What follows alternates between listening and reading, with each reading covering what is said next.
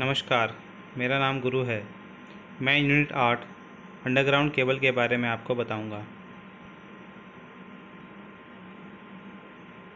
भूमिगत केबल।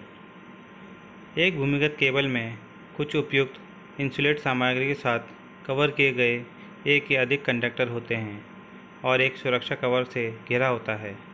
विद्युत शक्ति संचारित करने के लिए केबल को भूमिगत रखा गया है।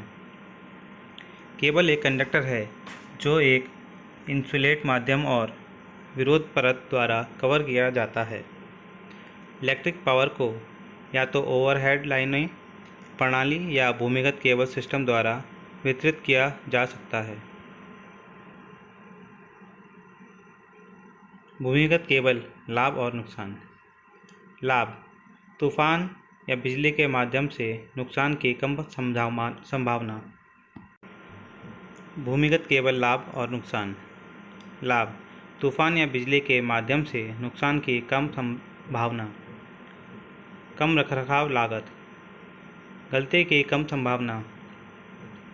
मानव निर्मित समस्या जैसे कि तोड़फोड़, हड़ताल आदि से प्रभावित नहीं। यूजी केबल सिस्टम में वोल्टेज विनियमन बहुत बेहतर है क्योंकि उनके कम प्रेरक नुकसान हैं। ओएच लाइनों की तुलना में क्षेत्र की बेहतर सामान्य उपस्थिति। हानि: यूसी केबल सिस्टम की प्रारंभिक लागत भारी है, जोड़ों की लागत अधिक है। ओएच लाइनों की तुलना में उच्च वोल्टेज पर इंसुलेशन की समस्याओं का परिचय दें। यूजी केबल का निर्माण। कंडक्टर कम नुकसान पर कम प्रतिरोध पथ शक्ति प्रदान करना। यह मानक रूप में उच्च लचीलापन प्राप्त करने के लिए टिंड, तांबे या एल्यूमीनियम से बना है। इंसुलेशन कंडक्टर और अर्थ के बीच इंसुलेशन प्रदान करने के लिए यह पीवीसी, संसेचित कागज, वीआर, वल्केनाइड इंडिया रबर से बना है। यूजी केबल का निर्माण। धातु कवच केबल के इंसुलेशन को नमी से बचाने के लिए गैसों और अन्य हानिकारक तरल पदार्थ धातु म्यान प्रदान किया जाता है। यह सीसा या एल्यूमीनियम से बना है। बेडिंग धातु कवच बेडिंग पर प्रदान किया जाता है। यह रेशेदार सामग्री जूट से बना है। बेडिंग का उद्देश्य धातु कवच को जंग और यांत्रिक चोट से सुरक्षा प्रदान करना है। आर्मरिंग बेडिंग पर बख्तरबंद प्रदान किया जाता है। इसका कार्य संभालने और रखने के दौरान यांत्रिक चोट से बेडिंग की रक्षा करना है। यह जस्ती इस्पात के तार या टेप से बनता है। सर्विंग वायुमंडलीय स्थितियों से कवच की रक्षा करने के लिए सेवा प्रदान की जाती है। यह रबड़ या टेप से बना होता है। यूजी केबल का वर्गीकरण। वोल्टेज के अनुसार एलटी केबल या लो वोल्टेज केबल 1 किलोवाट से 1000 वोल्ट तक। एसटी केबल या हाई वोल्टेज केबल 11 किलोवाट तक। एसटी केबल या सुपर वोल्टेज केबल 11 किलोवाट से 33 किलोवाट तक। ईएसटी केबल या अतिरिक्त उच्च वोल्टेज केबल 33 किलोवाट से 66 किलोवाट तक। ईएसटी केबल या अतिरिक्त सुपर वोल्टेज केबल 32 किलोवाट और ऊपर।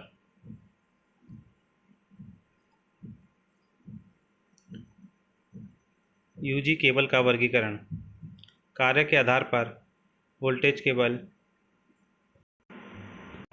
यूजी केबल का वर्गीकरण। कार्य के आधार पर बेल्टेड केबल्स 11 किलोवाट तक, स्क्रीन्ड केबल 22 किलोवाट से 66 किलोवाट, प्रेशर्ड केबल 66 किलोवाट से अधिक, ऑयल प्रेशर केबल 132 किलोवाट और 220 kilowatt, gas pressure cable 220 kilowatt और अधिक। यूजी केबल का वर्गीकरण। कंडक्टर के आधार पर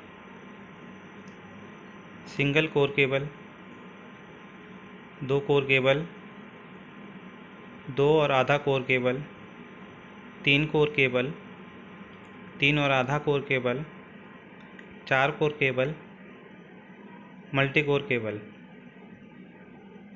केबल जोड़ने के तरीके: सीधे आर पार जोड़। केबल की गुणवत्ता, सही अनुपात, केबल के साधनों, जोड़ की सही तकनीकों पर विशेष बल दिया जाना चाहिए। केबल की गुणवत्ता ऐसी होनी चाहिए कि वह सर्किट में कोई प्रतिरोध न बढ़ाए।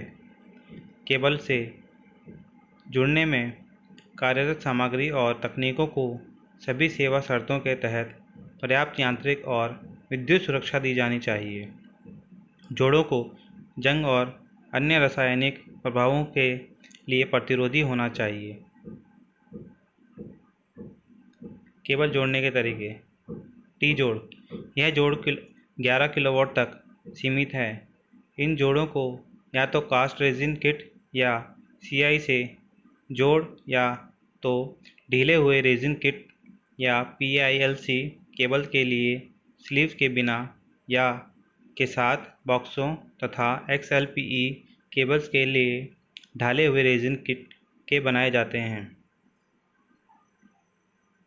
केबल दोष और परीक्षण प्रक्रिया: केबल में होने वाले सामान्य दोष हैं। ग्राउंड दोष: यदि करंट का प्रवाह केबल की कोर से लैंड, शीथ या अर्थ तक हो तो केबल के इंसुलेशन का ब्रेकडाउन हो सकता है। शॉर्ट सर्किट दोष: यदि दो कंडक्टरों के बीच इंसुलेशन दोषपूर्ण है तो उनके बीच करंट फ्लो या प्रभावित होता है। मरे लूप टेस्ट: इस परीक्षण का कनेक्शन ग्राउंड फॉल्ट और शॉर्ट सर्किट फॉल्ट से संबंधित है।